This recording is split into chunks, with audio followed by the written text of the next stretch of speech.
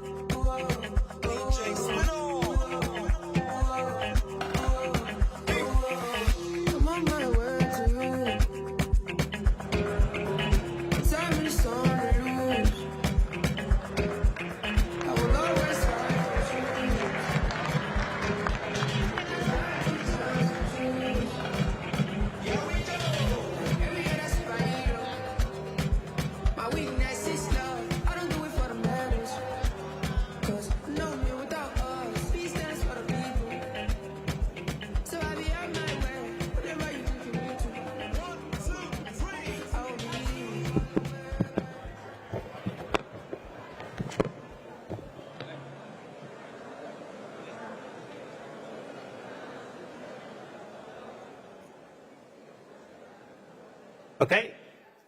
Thank you for coming. Please take a seat. And we're going to make a start because we're running a couple of minutes late. And we want to give as much time as possible to these great speakers that we have with us today.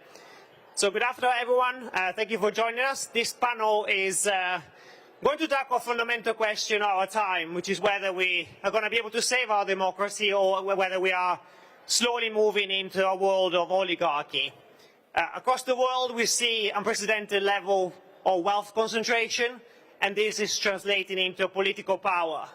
So we need to do something about it, and I'm glad to have great speakers with us to help us unpick this problem and tell us what a solution might look like. So I'll introduce them very briefly. Some of them don't need introduction, but we have Isabella Weber, who is a social professor of economics at the University of Massachusetts Amherst. Wayne Swan, who is the National President of the Australian Labour Party, is a former Deputy Prime Minister and also Finance Minister, and is also a Commissioner of ICRIT, Independent Commission for the Reform of International Corporate Taxation. I'm the Head of Secretariat of that Commission. We have Stefan Löfven, who is the President of the Party European Socialist, former Prime Minister of Sweden, and is a member of Club de Madrid. Deborah Freire, sitting next to me, who is the Secretary of Economic Policy at Brazil's Ministry of Finance. And last but not least, Bruno Gonçalves, who is an MEP in the European Parliament as part of the Group of Progressive Alliance of Socialists and Democrats in the European Parliament. We're going to have a round of, let's give it a round of applause. We're going to have a round of first question to each of the panelists, and then if we have time, we'll open up for Q&A. And I'm going to start with Isabella. So Isabella, thank you for being here today. I think we are in the midst of an energy crisis amongst many other crises, and this really is further entrenching oligarchy and the accruing of wealth to the top 1%. Can you help us unpick what's happening and why is this such a threat to democracy? Yeah, thank you so much. This feels a bit like a repeat of 2022, but kind of on steroids, and I think that's kind of the moment we are living through. It's about the oligarchy, but it's also about a system where shocks and crises that really are the worst of times for the many on this planet end up being the best of times for the few. And we have seen this last time around where profits have been shooting up in the essential sectors, in energy, in food, in fertilizers, in shipping, the stuff that neither people nor the global economy can do without. And those profits flow to the richest of the rich, while the poorest, but not just the poorest, also the middle classes, really the majority of people, are burdened by the cost of these essentials. This is a system that is not compatible with any serious notion of democracy. If we tell people that democracy is the most important value that we have, and at the same time we say, when it comes to your most basic material needs, there's nothing that we can do about it, then democracy is a threat of becoming meaningless. This is why in this kind of moment, I think we really need new forms of collective organization, of policy responses to shield the majority of people against these shocks, to contain windfall profits, to contain price explosions, and to show that this crisis can be managed in a way that is not the law of the jungle, which is the way that markets manage crises like the one we face. Thank you, Isabella. Moving on to you, Wayne. So it's often said that wealth concentration is just not an economic issue, but also an issue of democracy. Can you help us unpick what that means, and also why taxing the super rich or ensuring that they pay their fair share is something that we must address if we want to keep democracy? Well, tax is really important to the health of democracy. Making a tax system fairer is absolutely essential to a prosperous economy, but also a fairer society. And when a small percentage of the population can avoid their tax obligations, that breeds pessimism, that breeds despair, particularly when people are under financial pressure. So what we're seeing in this cost of living environment at the moment is people are looking at who's doing what, who's paying what, and they're seeing a small group of people get away with murder in the tax system. So it's absolutely imperative for the future health of democracy, but also for the future health of democratic economies, that we get a progressive tax system in place that makes those at the top pay their fair share, which is why the work of ICRIT has been so important, particularly when it comes to not just the oligarchs, but very large corporates that have been using all sorts of techniques to avoid their tax obligations. The work of ICRIT and the changes that have come with a minimum tax, which is now applicable, has been very important in taking the edge off some of that inequality. But if we don't continue at the national level to put in place tax systems which are fairer and more progressive, oligarchy will win. Thank you. Talking of championing tax reform and progressive reform, I'm really happy to have Deborah next to me here, representing Brazil, a country that has championed the issue of taxation of high net worth individuals as part of their G20. But not also that, but also they share also the presidency of the PTLAC, this platform of tax collaboration in Latin America. And they recently, as part of that, commissioned a report to the International Tax Observatory, really looking at this issue of the effectiveness of tax rate in Latin America, particularly at the top, so how much the rich people really pay in Latin America. So Deborah, can you talk us through kind of why is this a really important issue for Brazil, and why also for, in terms of not just your country, but the region, the world as a whole? Thank you. Good afternoon, everyone. First, I'd like to begin by thanking the Global Progressive Mobilization for organizing this very important space for international dialogue and coordination. I also thank the Regional Platform for Tax Cooperation for Latin America and the Caribbean, and ICLAC, the Executive Secretariat for PITLAC, and the coordination of the Brazilian Ministry of Finance, of course, which developed the work plan from which this study you just said was developed. The study prepared by the IOTax, I have a copy here. So it was commissioned by the Ministry of Finance. The title is Tax Progressivity and Inequality, Minimum Taxation of High Net Worth Individuals in Latin America and the Caribbean. This study is part of the deliverables of the Brazilian presidency of PITLAC, and constitutes the final technical note of the Tax Progressivity Working Group. The set of deliverables of this working group starts from a fundamental premise.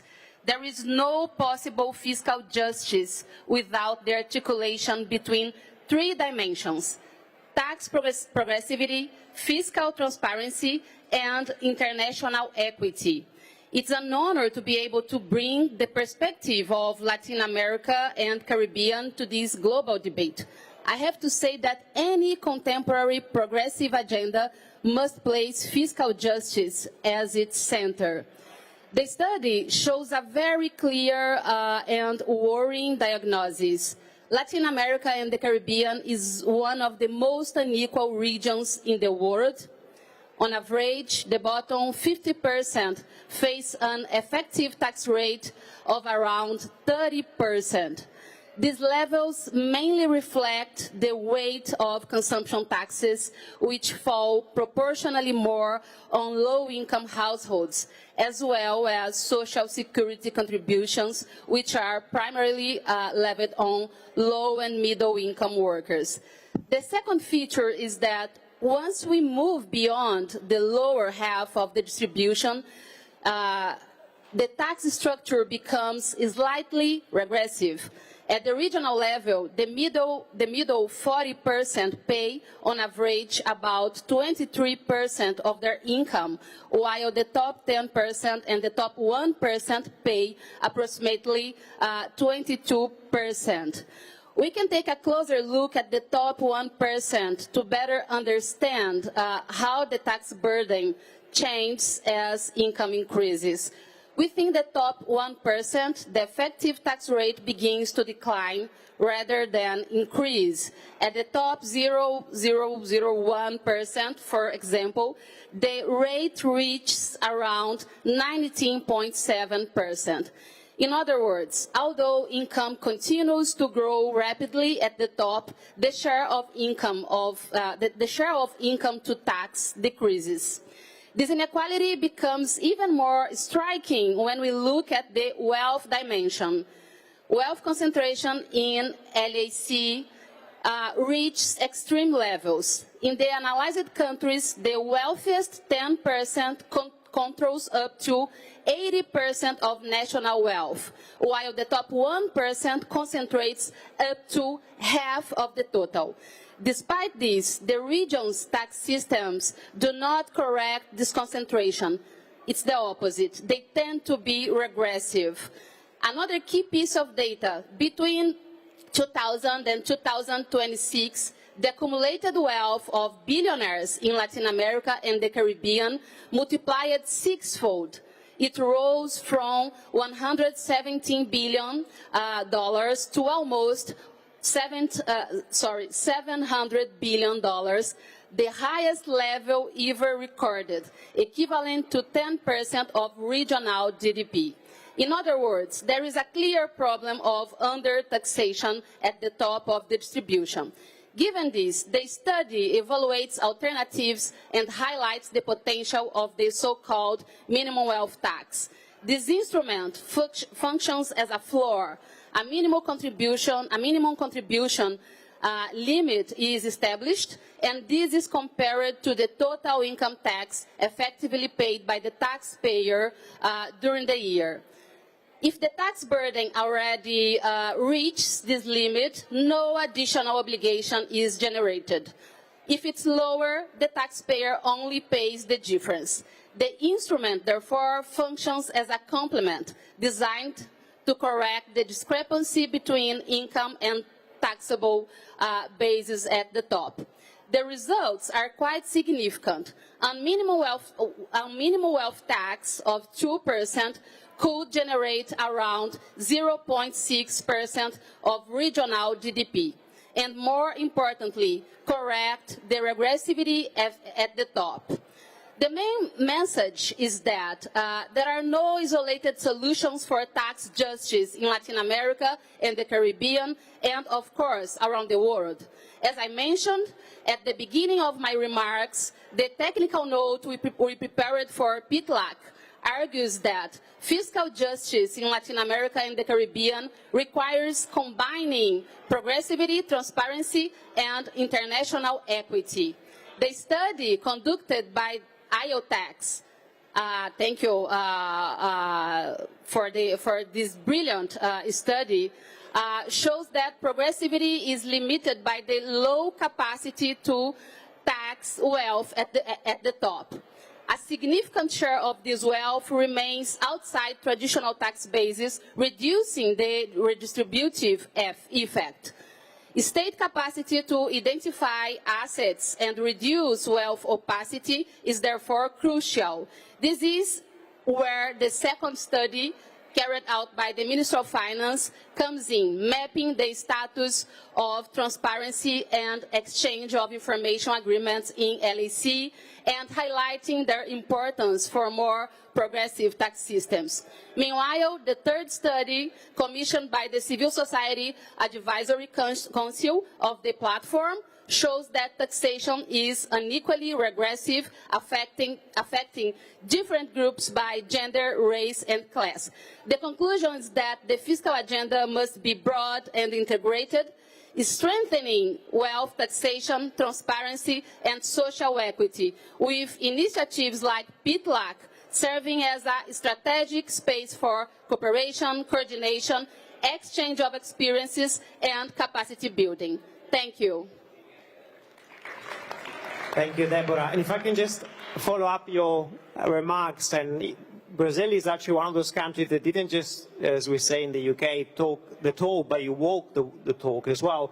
And you introduced a minimum tax on the Brazilian super rich. So I want to ask you, how important was that reform to ensure that the Brazilian super rich start paying a bit of their fair share? Yes, it was last year. We are very happy to implement this reform in Brazil, because we have a very regressive tax system, and we exempt dividends in Brazil. So it was an important reform to bring more progressivity for our tax system. We are implementing this reform this year. We are already collecting revenue from this reform, which is very good because we need to finance our social wealth state. And of course, it was very hard to approve in the Congress. Actually, it was very hard to. It was very hard to start discussing about this reform, because in the Congress, the proposal, the measure was very popular. So we approved with total quorum the reform, and all the congressmen, all the Congress, sorry, all the politicians voted for the reform. So we we have some numbers. This reform will improve tax progressive and reduce inequality in Brazil. We exempt the base of the distribution, the low-income workers, and we implemented this minimum tax on the flow. I mean, on income flow. So, I mean, a new step could be a regional or, a global minimum tax on wealth. Thank you, Deborah. From Brazil, let's move to Europe and Brussels specifically. Bruno, why is this agenda absent from Brussels, its institutions, and what can we do about it? Because we need to fix it. I think I'll answer that in the end. First of all, good morning, everyone. I firstly want to start by commending Brazil because they have introduced the topic in the last G20 meeting, former Minister Haddad, but also under the auspices of President Lula. And I think we need to start with the right questions, because the debate is one for us, but the debate for ordinary people, usually the ordinary people that we tend to represent, is probably another. When we speak about taxation, there is always the mislead coming from right-wing groups or right-wing media that tries to circumvent the information in terms of targeting the population that are most affected by the inequalities also raised by inefficiencies of tax. So the first question is, do we have a problem or don't we have a problem? And the numbers are quite clear. The Oxfam study that you've just presented and that we have hosted in the European Parliament, you have been doing a great job, states that in the last 30 years, the pace of growth of the richest 1% in Europe has been more than the double of the poorest 50%. I mean, being poor is already a trouble for anyone in this world. Now imagine that for the last 30 years, the richest 1% has not only been getting richer, but has been getting much richer than the poor people that have been working. And the numbers are quite clear. While the pace for the richest 1% has been a growth of, in 30 years, of 135%, for the average person it has been of 65%. Meaning, instead of having 2.6 million in 95 and now having 5.6 for the richest ones, the normal average family, poorest family in Europe, now has less than 7,000 euros per year of wealth. And this raises the first topic, that is, do we want or don't we want to tackle this? And I think the answer is quite clear and is yes. And then this relates me to the second part, or second question, that is oftenly targeted to the left-wing movements around the globe. And it is that we want to end wealth and that we have a problem with wealth and with the rich people on earth. That is not the question and that is not the answer. Our problem is not with ending wealth. Our problem and our solution is to end poverty. And to end poverty, we need resources and we need the right public services. So now we go to the third question, it is, how should we do this? Can we do this? And I think, yes, we can, and yes, we will. Gabriel Zucman has presented, the Zucman tax in France, but there are lots of different ways of taxing, and taxing also the ultra-high net worth individuals, as you have mentioned. I will make probably the first case of defending Gabriel Zucman as a moderate versus President Donald J. Trump. President Donald Trump presented in 1999, under the Reformist Party, a tax called capital levy. What was this tax? President Donald J. Trump wanted to tax everyone that was worth more than $10 million on the US with a one-half levy of 14% to do what? To pay all the national debt of the United States. At the time, the national debt of the United States would be paid from this one-off levy.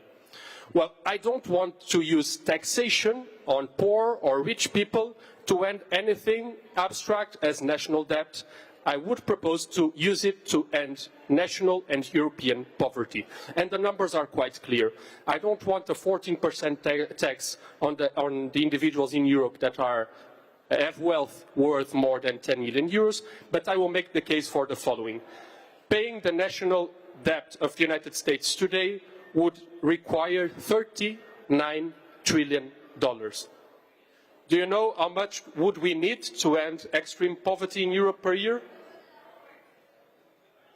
300 billion. So you do the math. Gabriel Zucman, that is proposing a tax of 2% on ultra-net worth individuals worth more than 100 million euros of wealth, is a moderate guy when compared to President Donald J. Trump's policy in 1999. And the second we can speak, or the last that we can speak about in terms of political topic, is then how should we move? And you have mentioned that we are absent in terms of the European discussion. I am more optimistic on the terms and the tools that we have. In the European Parliament, we do not legislate on taxation. And we don't do it because it's a national competence. And we see very few states still at this point moving with a national tax on ultra-net individuals. The problem is there. If you ask Philippe Aghion, also a Nobel Peace Prize, a Nobel Economic Prize of last year, he will tell you that the problem is capital flight, so the rich people will fly from Europe somewhere else. I think that the problem is the lack of political will.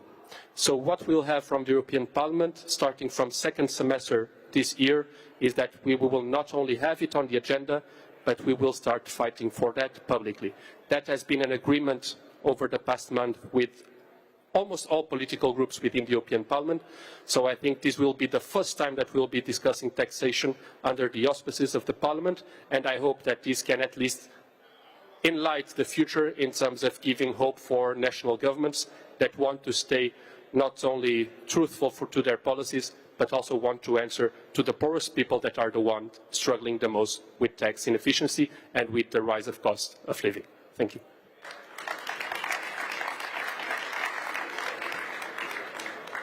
Thank you, Bruno. Let me turn to you, Mr. Leuven.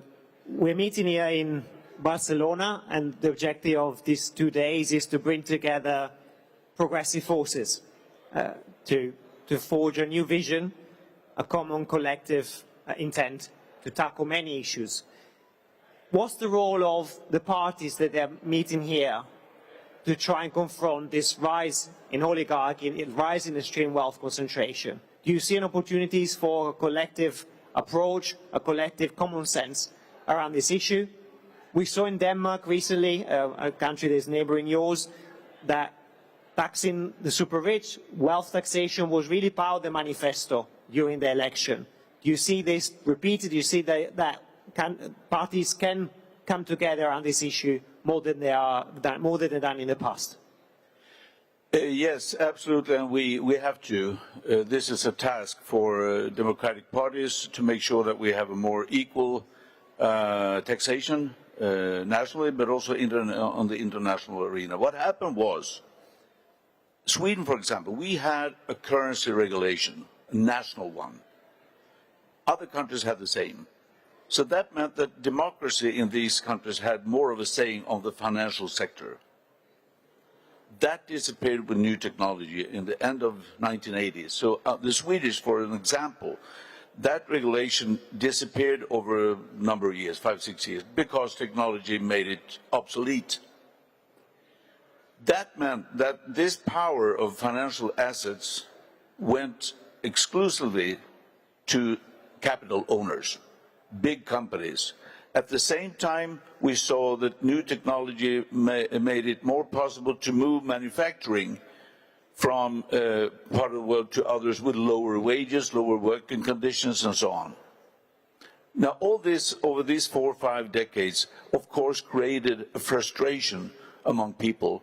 And I think that is one of the most important reasons why we are where we are regarding populism and so on. So what should have been done was when the national state, when the countries did not have that saying anymore, it should have been transferred to a global level.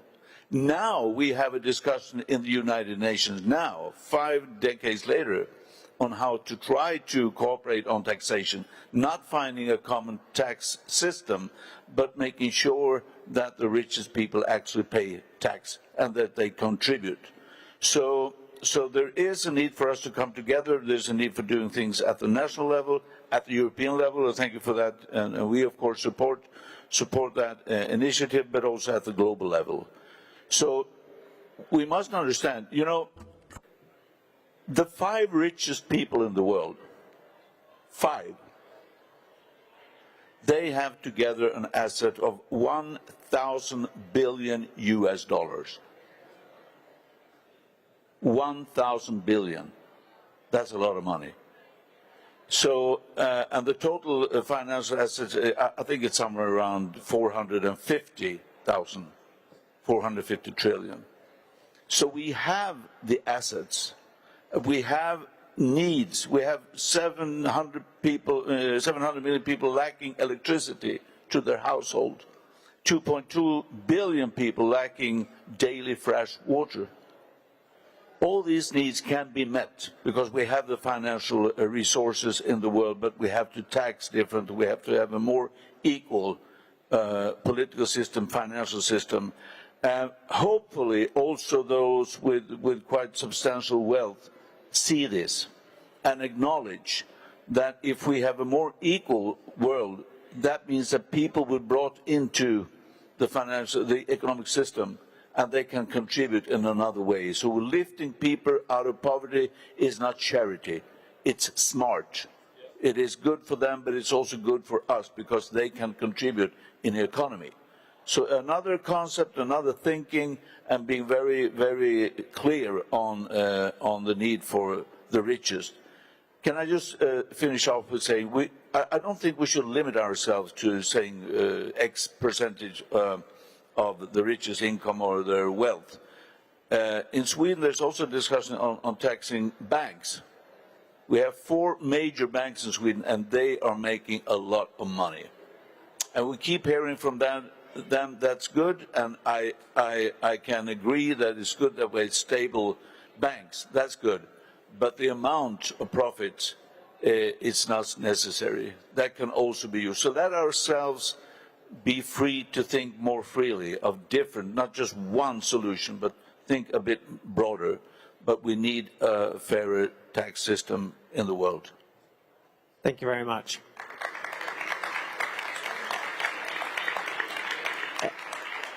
Before we open up to Q&A, Isabella, if I can go back to you, you often talk about anti-fascist economics, the need for talking from the same script and then finding policies to fight back MAGA, far right. How much do you think taxation super rich can fit into that frame that parties across the world can use and adopt? Thank you, Tommaso. I think that taxing the super rich is a no-brainer. I mean, we are at a point of wealth inequality that is simply unsustainable from an economic viewpoint, but also from the perspective of democracy. But quite frankly, I think we need to move beyond taxing the super wealthy. Of course, we need to tax banks, we need to tax large corporations, we need to make sure that the taxes that are actually on the books in terms of corporate taxation are carried through and so on. But beyond that, I mean, we are living in a moment of overlapping emergencies. We are just witnessing one of the most dramatic energy crises in history as we speak. If we look at the Strait of Hormuz, about 30% of global traded oil is currently being choked off. That is massive. The price increases that we are witnessing are enormous. They are unprecedented. Even the last crisis might look small by comparison. Our research on the previous crisis has shown that the United States was the biggest beneficiary of windfall profits globally. There were 916 billion profits in the fossil fuel industry in 2022. Out of this, more than 300 went to the United States. And in the United States, the top 1% got 50% of those record profits, where the bottom 50% only got 1% of those profits. For the richest of the rich, this meant that the profit claims from the fossil fuel industry alone were enough to compensate their total inflation burden. For the poorest of the poor, who have a much higher inflation burden when the prices of essentials go up, because kind of a definition of being poor is that you can barely afford the essentials, for them there was hardly any compensation from these profit flows because they basically do not have any shares in those profits. This means that the profit channel has actually been more important in this unequalizing inflation than the cost burden that we have been talking about a lot. We have been talking about the different consumption baskets that poor and rich people face. Poor people, as I said, spend much more in essentials than rich people, so they have higher inflation burdens. This is a very important consideration, but the profit channel is even more important. So this means, I think, that a serious anti-fascist economics that takes the threat to democracy that we face seriously is one that is not only retroactive, that tries to chase the windfall profits after they have occurred, that tries to chase the wealth explosion after it has already happened, but one that is proactive and that creates new institutions in the essential sectors to prevent price explosions, to manage scarcities when they occur in a fair and transparent fashion, and thereby to create new state capacity so that democratic states can actually act on behalf of the people. Let me give an example of looking at the current crisis of what might be an approach. So what we see is, we have seen this in the COVID pandemic, when we were facing a global shortage in medical supplies, right? And the ways the world has dealt with this shortage, I mean, initially it was vaccines and masks and so on, but later on, I mean, the vaccine production kept up, but in any case, in the early phase, there was a real shortage. The ways that this has been handled is to basically use market mechanisms, which has meant that even within the United States, states that are part of the United States have been bidding against each other, bidding up the prices of the stuff that was indispensable in the pandemic, thereby generating windfall profits while burdening the fiscal balance sheets of the states, and bidding up prices in ways that made these things out of reach for most people. Even worse, if we look at the global distribution, rich countries have been bidding out poor countries so that poor countries couldn't even get access to these vital assets. If we look at the energy crisis, something similar might be happening. If we talk 20–30% shortages of oil supply on the global market, as I said, this is historically unprecedented. If we handle this by rich countries bidding out poor countries, this means deaths in the global south. This means the destruction of livelihoods of millions of people. The World Food Programme is already warning that 45 million people could additionally be pushed into extreme hunger. And this is not only about, this is not a law of nature. This is a question of how these crises are being managed. Now, it sounds idealist in this moment that we are living through to call for multilateral cooperation. But quite frankly, I think this is the moment to pursue multilateral collaboration. This is the moment when old laws no longer apply. This is the moment when market competition has turned into straightforward imperialist power competition with brute violence. And in this moment, we need to chart real alternatives. And I think what the EU should be doing is to take the lead and to come up with a multilateral coordinating mechanism that canalizes the purchasing of oil on global markets, thereby creating basically a buyer's club of importers, such as to be able to defend a price ceiling. The European Union has 21% accounts for 21% of global imports. If it managed to form an alliance with other high-income countries to defend a price ceiling in the global markets and invited all low-income and middle-income countries to join that mechanism, there would be a chance to actually bring the prices down, because then you really have buyer's power. There would also need to be a mechanism of allocating those oil resources in a fair way, which could be based on past usage, with the exception of low-income countries. Low-income countries only use 0.1% of global oil imports. That's basically nothing. So you could guarantee low-income countries to get their full allocation of the pre-crisis, and middle and high-income countries would have to come up with a fair allocation mechanism that is based on past usage. This is a proposal I've been working on. It's idealist, but I think it's concrete, and I think in this moment of crisis we need alternatives, because if we again let prices explode, let profits explode, and get another massive redistribution shock, this is something that our democracies cannot survive. Thank you so much. We have 5 minutes. I'm keen to take 2 questions from the audience. Please be it a question, not a comment, and introduce yourself before you make the question. We've got this gentleman at the front, then maybe a woman. If just checking that there isn't one with hands up. There you got one. Yeah, perfect. First the woman, and then the man. Hello, everybody. I'm Adela Militaru from the Roma for Democracy Foundation. I have been listening to Mr. Leuven's intervention, and I have a question to you specifically. Your pledge is to look beyond the national context, right, to a more global, and we've heard that in the closing intervention as well.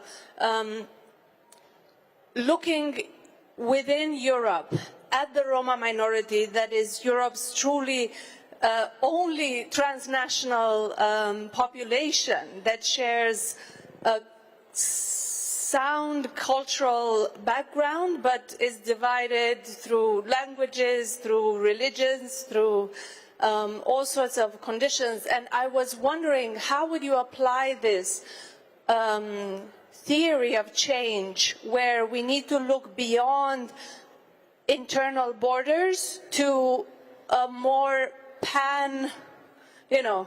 European, if we want to keep it Eurocentric, or national and global perspective? What are your thoughts on that? Thank you. Let's take the other question as well from the front, and then we'll get... Yeah. Hello, my name is Fernando García Crespo Santaló, but I'm Canadian, very Canadian name. I'm with the University of British Columbia and work with projects with Canadians for Tax Fairness and Commonwealth Canada. And my question is about the latter. Could, at the subnational level, to avoid tax flight, land wealth taxes work? Could we not just tax land wealth, which is one of the biggest drivers of wealth inequality? Okay, if okay, then Stefan, one question was directly to you. So then for the second question, maybe Bruno, do you want to take that one? Yeah, so Stefan, over to you. Yeah, the transnational perspective is extremely important now, but we have to change a narrative. We have a narrative now saying that leaders often say, well, I'm doing my best for you, the population, and I'm doing the best by just looking at our country. So we have a lot of nationalism in world politics. Instead of saying, why, if we can make sure that also the poorer part of the world, as I said in my first intervention, can be lifted out of poverty, it's good for them, but it will also contribute to the world economy because our economies are so interlinked. So, I mean, China, I'm not in favor of the Chinese political system, but we have to acknowledge they lifted some 700 million people out of poverty. That meant something for them, for China, but it also played a role in the world economy. Africa is a continent that is growing this century substantially. Their workforce is huge, and it keeps growing. Now, if we invest in that country, in those countries, that will be good for them, for the countries, for the African continent, and for the world. So this, we need people telling the leaders, hey, if you want our best, if you want to do the best for us, make sure that you are out there cooperating with other leaders, other countries. That's the best way forward. So that narrative needs to change, and absolutely we can. I mean, as I said, the UN is now discussing how can we cooperate in such a way that we at least make sure that these richest people cannot avoid tax totally. They have to pay something. And we can do things at the European level, at the national level, but I do think this international, global perspective needs to be strengthened, that narrative. Thank you very much. Bruno, so on the question whether should we have a land tax instead of a wealth tax, but very briefly because we need to close. Thank you. It depends on the kind of land. I mean, Mayor of New York yesterday announced a new kind of land tax on a very expensive land. So that's a measure. I mean, it's not only capital flight, it's also people's flight, people that are not living in the cities. And I mean, when it comes to my generation, for example, it's not only the energy crisis, it's the housing crisis. And if you couple both of them with the cost of living in general, it's quite unbearable. I just wanted to add on both your question and probably reflecting on the windfall. I think that when speaking about the capital flight, we should also probably couple the wealth tax with some exit tax, or at least a gradual exit tax, to be sure that these contributions from these individuals are still paid in the origin country. But it will not solve a structural problem that is also the freedom of capital and the freedom of movement that we defend. So we cannot be attached to just one part of the story. And then the second, just to give you a very short briefing, I've just submitted an oral question to the President of the European Commission on the windfall taxation of the profits of the oil companies. But I have to mention that the European Commissioner for Energy is doing a very good job on this, because he's also saying that yes, we need to subsidize fossils at this point in terms of costs for families, because we need families that are the ones that are the most, the poorest ones, to pay less for their energy. But we should not have a long-term policy of subsidizing this fossil fuel. So probably we should be aiming at policies like social leasing that France has implemented in part, that is electrification of our grid. Because in Europe, the problem in the end is the source of energy. It's not only the energy. We are always being affected by this kind of external movements, because we rely on an energy source that is not ours, is not healthy in the end for the global movement, but I tend to agree with what has been said. Thank you. Thank you, Bruno. And let me ask you to thank the panelists. They've been amazing. It's been a very dynamic dialogue. And thank you so much. And we've been told that we need to clean the room.